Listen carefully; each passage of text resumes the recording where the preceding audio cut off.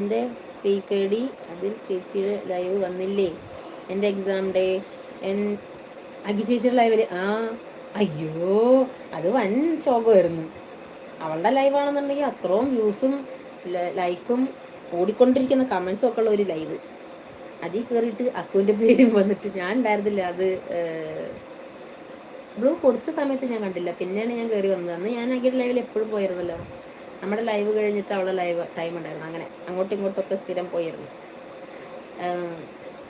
അതിൽ അക്കുന് already blue ഉണ്ട് അവിടെ.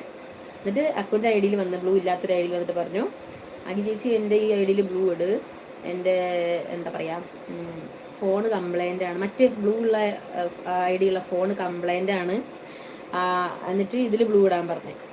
അവൾ കയറി ബ്ലൂ ഇട്ട് കൊടുത്ത് ഇട്ടത് മാത്രം ഓർമ്മയുള്ളൂ, പിന്നെ മൊത്തം പിടിച്ച് ഹൈഡാണ്. എന്നിട്ട് ഞങ്ങളൊക്കെ അവൻ്റെ പിന്നാലെ ഓടിച്ചിട്ട് പിടിക്കായിരുന്നു, കിട്ടണുണ്ടായിരുന്നില്ല. എന്നിട്ട് പേര് മാറ്റി വന്നിട്ട് ഫുൾ ഹൈഡ്. ലാസ്റ്റ് എൻ്റെ പേര് വന്ന് എന്നിട്ട് അഖി എന്ത് ചെയ്തു,